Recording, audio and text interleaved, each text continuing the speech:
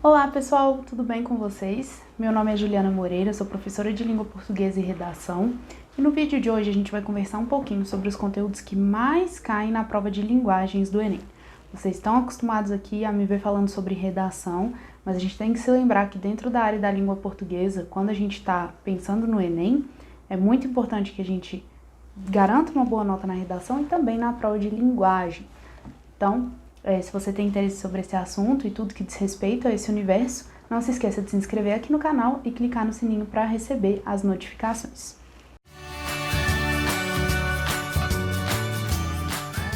Bom, como eu comentei com vocês, então, a gente vai falar sobre aquele conteúdo que está sempre presente dentro da prova de linguagens. Então, vocês fazem, além da prova de redação, uma prova de linguagens com 45 questões objetivas, aquelas de marcar X.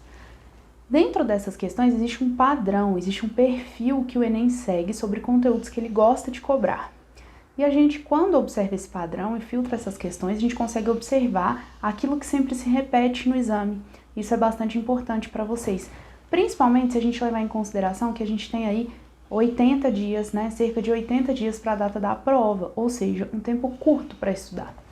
Se você já está estudando há algum tempo e já se organizou, esse material vai servir para que você faça a revisão de forma pontual. Se você está começando a estudar agora e quer aproveitar esses últimos meses de preparação para não chegar no Enem perdido, vai servir para guiar os seus estudos. Então, de qualquer forma, esse conteúdo te ajuda bastante. Vamos observar o seguinte. Esses são os conteúdos mais cobrados dentro da prova de língua portuguesa. Então, eu tenho interpretação de texto, literatura, teoria da comunicação, gramática, estilística e a própria redação. Vamos lá. Quando a gente está pensando aqui nesses conteúdos, a gente tem que pensar também o que dentro de cada um deles mais aparece dentro da prova. Bom, a interpretação de texto ela é disparado o conteúdo que mais é cobrado, tá ali todo ano, em mais de uma questão. Então é muito importante que vocês estudem essa interpretação. Mas não é de qualquer texto. Existe um perfil que o Enem escolhe para trabalhar essa interpretação, que é o perfil que a gente vai ver aqui agora.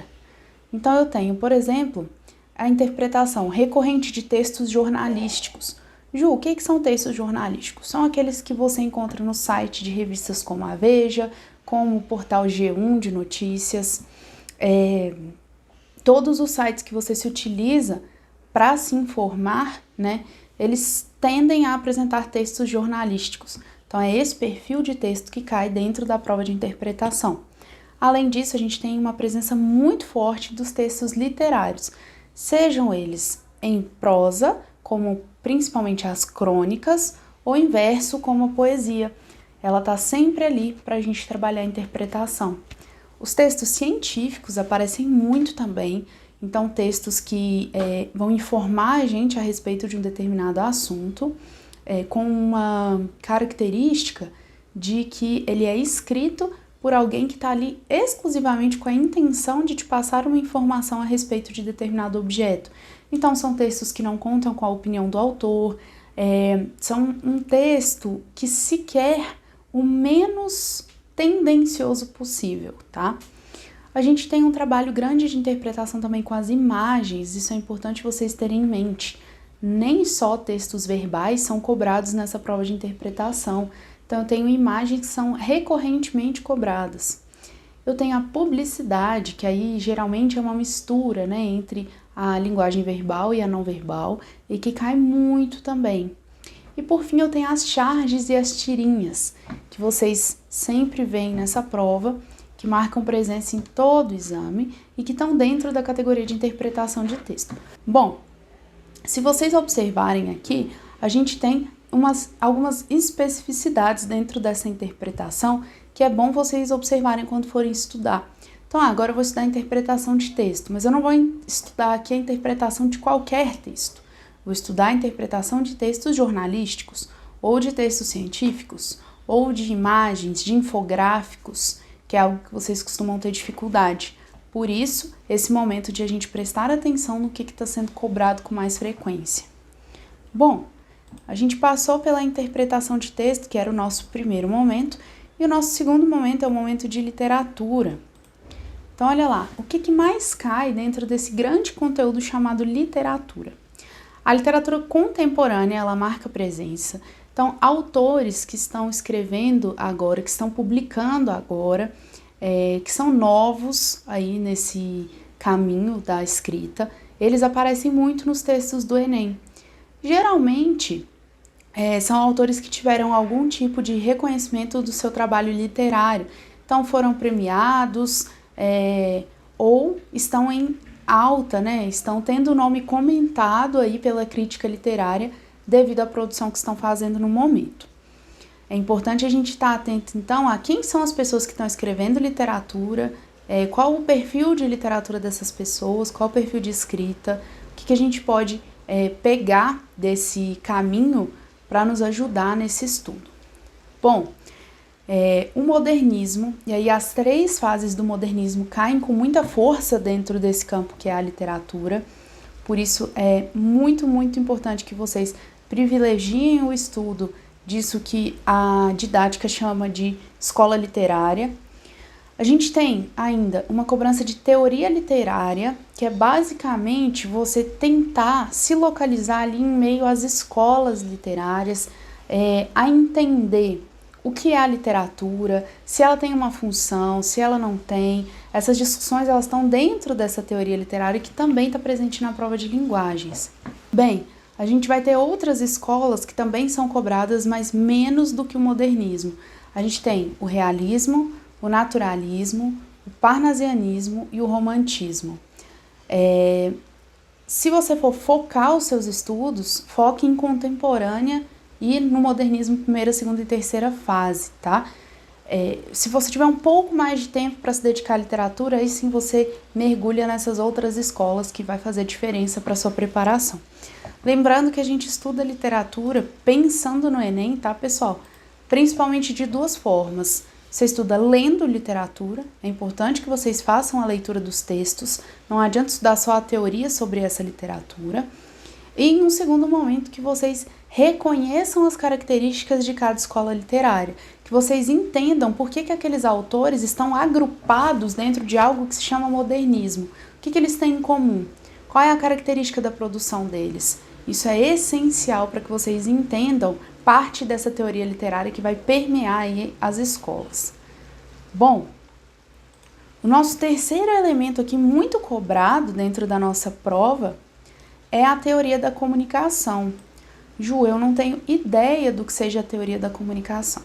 Tá, não precisa se desesperar, tem um vídeo aqui no canal sobre isso, eu vou deixar para você aqui no card e também na descrição do vídeo, para você encontrar o que é, afinal de contas, essa teoria da comunicação.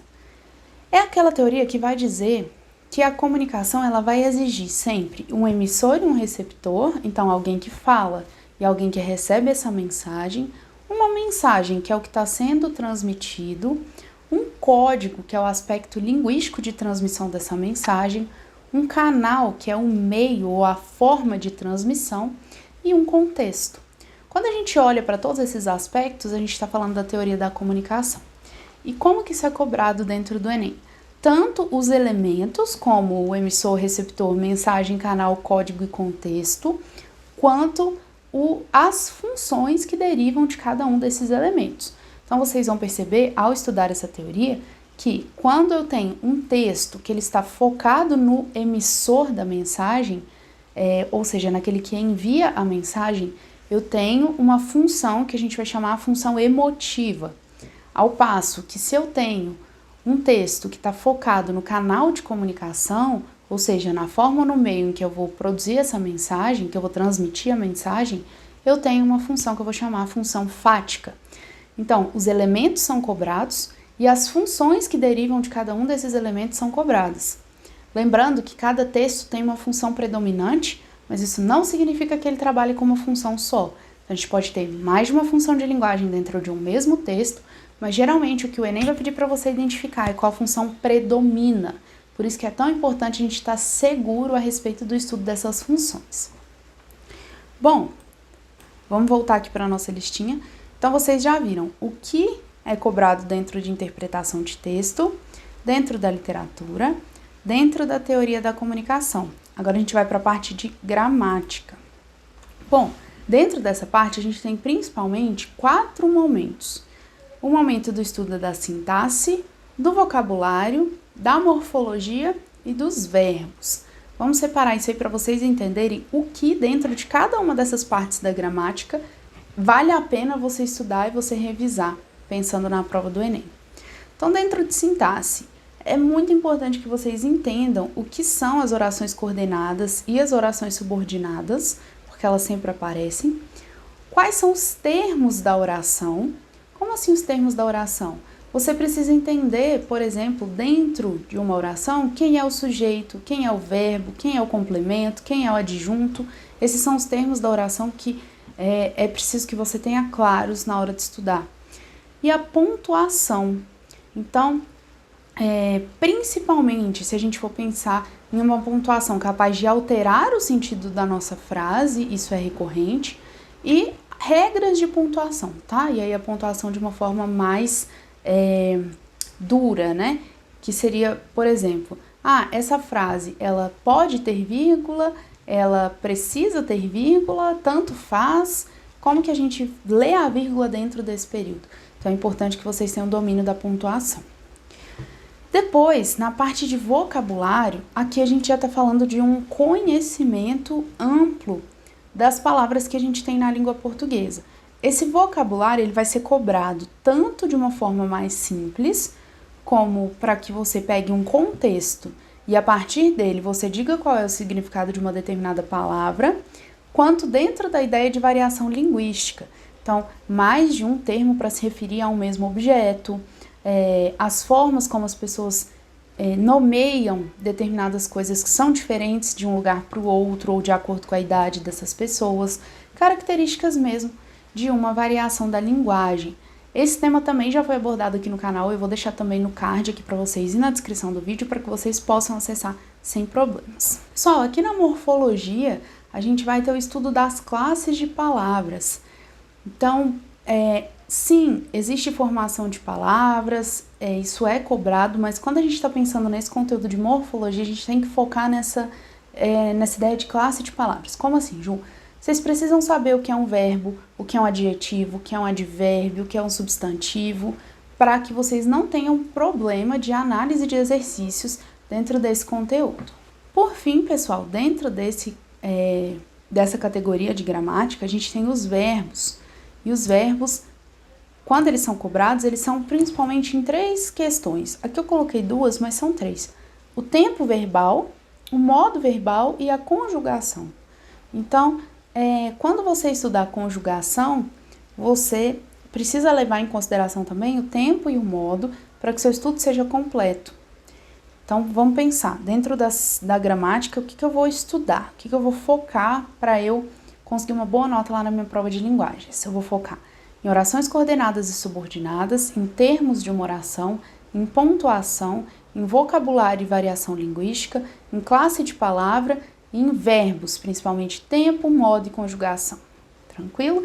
A gente já encolheu aí, enxugou a gramática para questões muito pontuais, o que é bastante importante para quem está estudando aí na reta final para o exame. Por fim, a gente vai ter aqui uma questão de estilística. Essa questão de estilística vocês vão encontrar na gramática exatamente com esse nome, tá? Estilística é o nome que se dá. Bom, dentro da estilística, o que a gente está buscando? O que o Enem cobra de nós? Principalmente figuras de linguagem, e quando eu estou falando de figuras de linguagem, vocês têm que se lembrar que essas figuras, elas são divididas em subcategorias, como as figuras de palavra, as figuras de pensamento, as figuras de construção e as figuras de som. E cada uma dessas categorias, ou subcategorias, elas têm algumas figuras. Então, se a gente está falando de figuras de palavras, eu estou falando de metáfora, de comparação, de metonímia, de perífrase, de sinestesia. Tudo isso está dentro das figuras de palavra. Enquanto lá nas figuras de som, eu estou falando da onomatopeia, estou falando da aliteração, estou falando da assonância. E a gente não tem um padrão de quais são as figuras mais cobradas, porque quando eles cobram figuras, eles costumam fazer uma diversificação. Mas, se você precisar focar os seus estudos mesmo dentro dessas figuras, eu diria para vocês entenderem a diferença entre figura de palavra, de pensamento, de construção e de som.